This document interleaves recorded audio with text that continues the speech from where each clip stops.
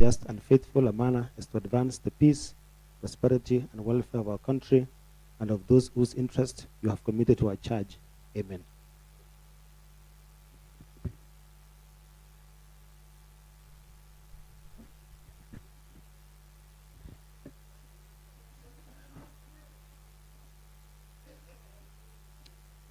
Welcome, honorable members, for today's afternoon session. And other members, welcome to the afternoon session today, Wednesday, 25th of November, 2023. Clerk, you may read the order in the business paper. Order number 1, administration oath. Next order. Order number 2, communication from the chair. The next order. Order number 3, messages. Next order. Number 4, petition. Next order. Order number 5, papers. Next order. Order number 6, notices of motion. Leader majority.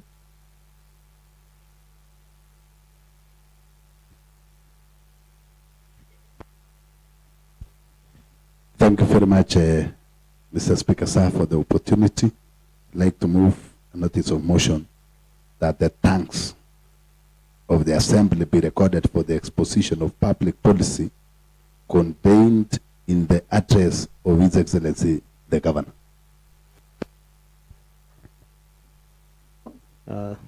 Thank you, Leader Majority. Clerk, next order. Order number 7, statement. Next order. Order number 8, motion by the majority leader. Leader Majority, you now move your motion.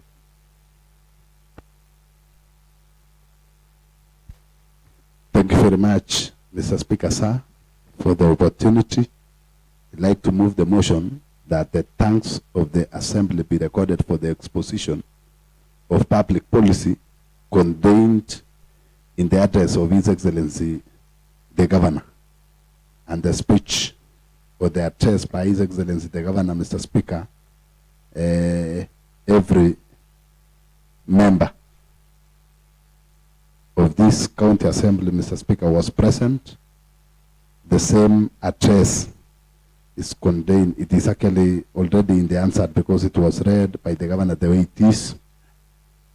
Maybe with your guidance, Mr. Speaker, sir, because every member has the document. I know during our deliberations, we will be in a position, every member has gone through the same because the Governor read the address fully in presence of these honorable members, and it is in our answers. So I like now, Mr. Speaker, that Honorable Martin Chiruyot of Kapkugere Ward to second my motion. Thank you so much. All right. Thank you. The motion has been seconded. So I now propose the question that the thanks of the Assembly be recorded for the expression of the public policy contained in the address by His Excellency the Governor. I now open the floor for contribution. Honorable Hezron Ngetich, you may take the chance to give your remarks.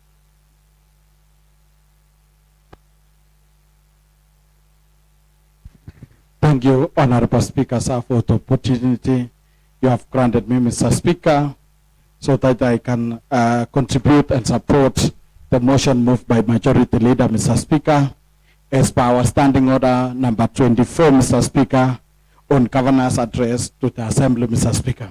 According to our standing order number 24, Mr. Speaker, subsection 5, Mr. Speaker, it reads that a member may give a notice of motion that the thanks of the Assembly be recorded for exposition of public policy contained in the address of the Governor, but debate on the motion shall not exceed 3 sitting days, Mr. Speaker. Mr. Speaker, I want to thank you because you have granted us the opportunity, Mr. Speaker, and I know you will grant us the sittings, Mr. Speaker.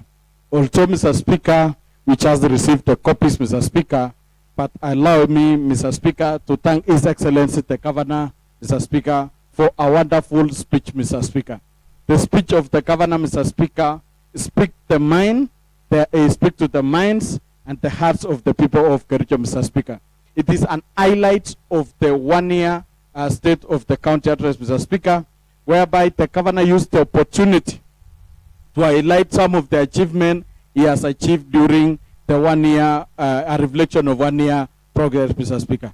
Mr. Speaker, I want to echo the governor's speech because different from the other speeches, Mr. Speaker, is that the governor enumerated and highlighted his achievement basing on department by department, Mr. Speaker. And if you look at, and if you had keenly, Mr. Speaker, the governor highlighted all the achievement from department number 1 to the 10th department, Mr. Speaker.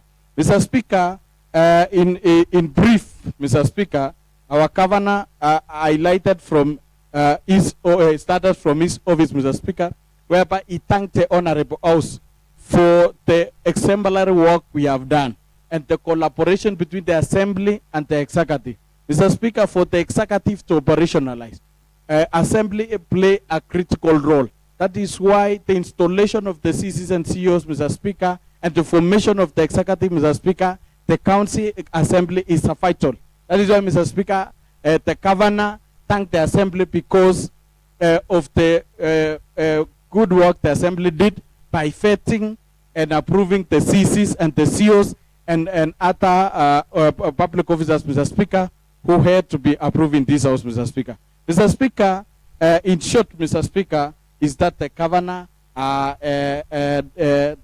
again highlighted on the Department of Finance some of the achievement he has achieved in his department, the department has achieved in his docket, Mr. Speaker. Mr. Speaker, for a county to run smoothly, Mr. Speaker, there is some, according to our constitution, there are some critical documents which guide the implementation and guiding the policies of budgeting in this county, Mr. Speaker. One of those documents which are so important are the development of the CIDP and the ADP, Mr. Speaker. Mr. Speaker, that is the first document. The governor ensured that through the Department of Finance, he ensured that the CIDP was developed.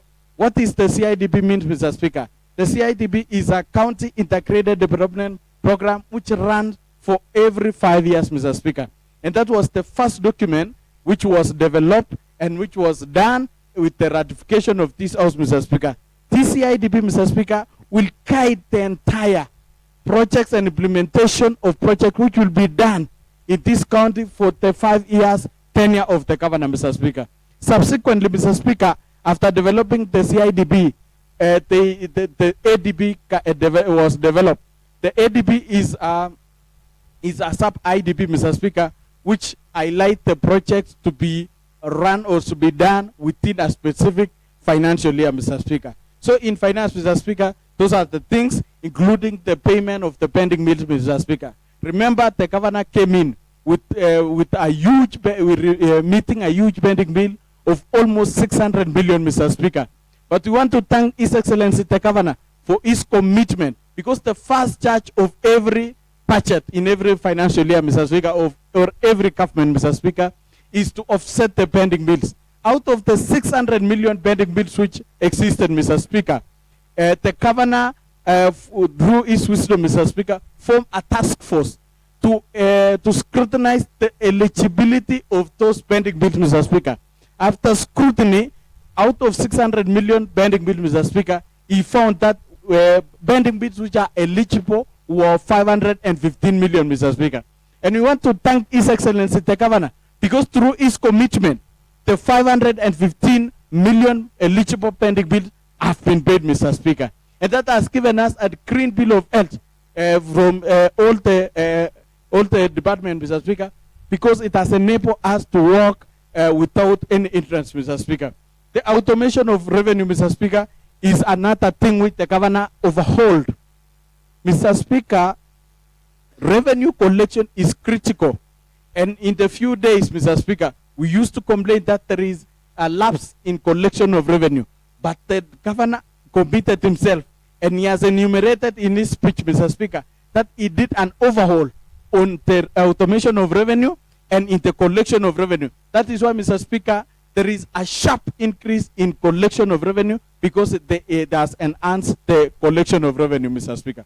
Mr. Speaker, some of the things, Mr. Speaker, the Department of Finance has done in ensuring that the revenue collection was enhanced is the recruitment of interns. The interns which were recruited, Mr. Speaker, and which was recruited in every ward, Mr. Speaker, has assisted in collection of revenue, Mr. Speaker. Those interns has assisted the revenue collection officers, and there is a sharp increase, Mr. Speaker. Some of the things in the Department of Finance, as I am ending, because I want to enumerate on only one department, Mr. Speaker, is the finance bill. Finance bill, Mr. Speaker, is a document which guide on the running and collection of revenue, Mr. Speaker. And he has developed a policy on finance bill, Mr. Speaker, and this House has subsequently, including yesterday, Mr. Speaker, passed a finance bill which will be automatically ascended to be an act in guiding on the running of the county, Mr. Speaker. On development matters in that department, Mr. Speaker, you know, in finance, Mr. Speaker, there is development projects which are domiciled in finance, Mr. Speaker. Some of the development are strategic intervention program, Mr. Speaker. And when you see the governor's address, Mr. Speaker, he has highlighted some of the critical developments which his government has ensured that it has been completed, Mr. Speaker. One which is critical, Mr. Speaker, is the oxygen plan, Mr. Speaker. Oxygen plan through the assistance of the World Bank, which the World Bank injected 50 million to this county for the establishment of an oxygen plan, is complete, and it was domiciled under finance, Mr. Speaker. What does that show, Mr. Speaker? That shows there is a great achievement, Mr. Speaker, because those of us who served in this county assembly during the pandemic, Mr. Speaker, where the oxygen was very important, Mr. Speaker, and we thank God because most lives were saved during the pandemic, Mr. Speaker. Also, we lost a lot of lives, Mr. Speaker, because there was lack of oxygen in the entire facilities. But that one prompted the county government of Kericho to establish the generation, the oxygen plan, which will generate oxygen. And we are proud as a county, Mr. Speaker, because we are priding on with the recently completed.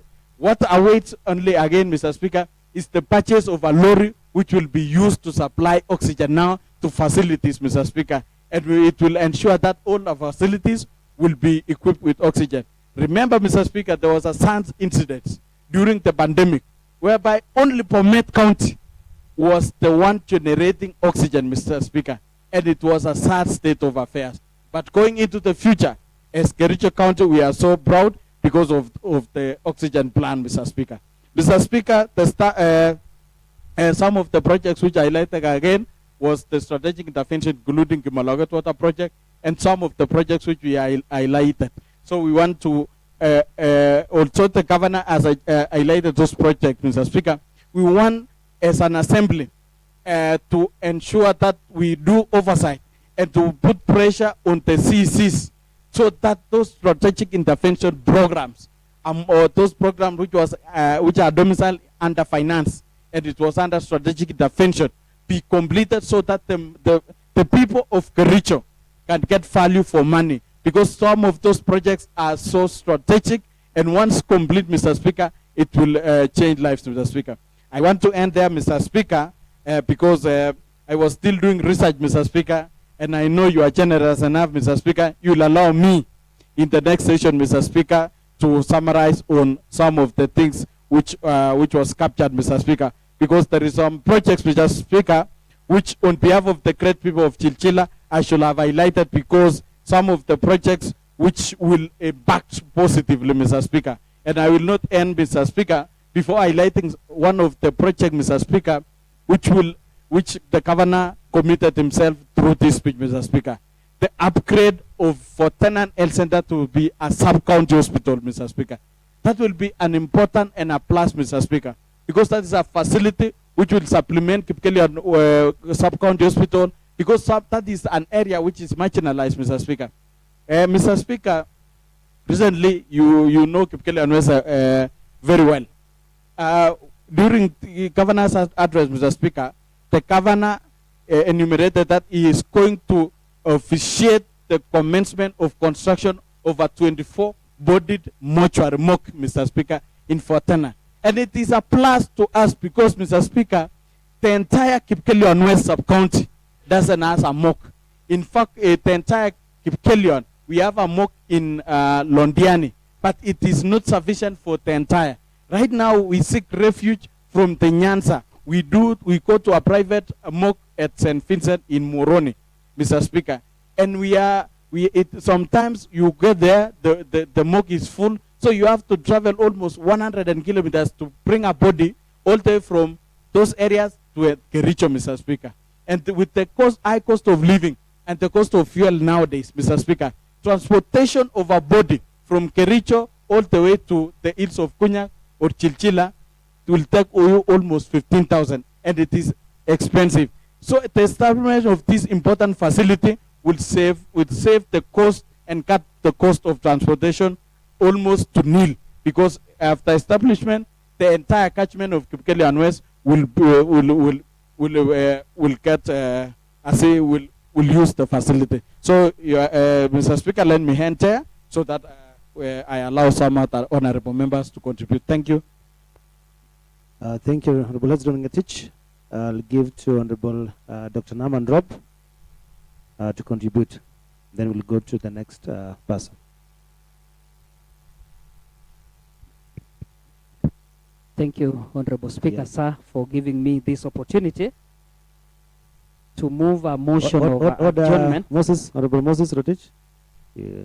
Thank you, Honorable Speaker, sir, for giving me the opportunity to move a motion of adjournment for the discussion of His Excellency the Governor's State of County Address to next week on Tuesday morning session. That, Mr. Speaker, considering the importance of this document, it is a document that informs the policy as well as the praxis of all the development projects in this county government, and also considering the time with which the honorable members received the document. The document, as you are aware, Honorable Speaker, is voluminous. It requires time for honorable members to ventilate through, to analyze, to critique, and even come up with possible areas for improvement in subsequent financial year. It is then within these two areas, Honorable Speaker, that I would like to seek an adjournment of this motion to next week on Tuesday for better preparation by honorable members. Thank you. Thank you. I would like to Your seconder? give Honorable Philip Rono to second. Philip Mutai. All right. So thank you, honorable member. So we're well guided as by the standing order number 24.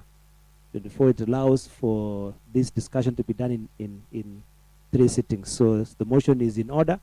So I will propose the question that the motion beforehand be adjourned until the next sitting, which will be on Tuesday, the 5th of December 2023 at 9:30 a.m. So I now open the floor for contribution before I put the question. Anybody with contribution? Honorable Hezron Ngetich.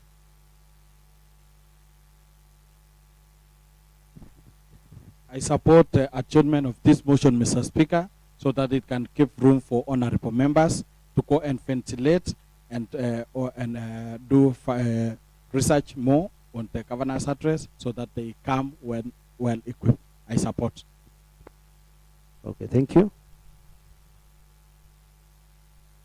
So I now put the question that the motion beforehand be adjourned to next sitting being the 5th of December 2023 at 9:30 a.m. Will as many of similar opinions say aye? And will as many of the contrary opinions say nay? The ayes have it. So, honorable members, having the motion been approved by this House to move the debate until the next sitting, this assembly now stands adjourned until next sitting, which is on Tuesday, 5th of December 2023 at 9:30 a.m. Thank you.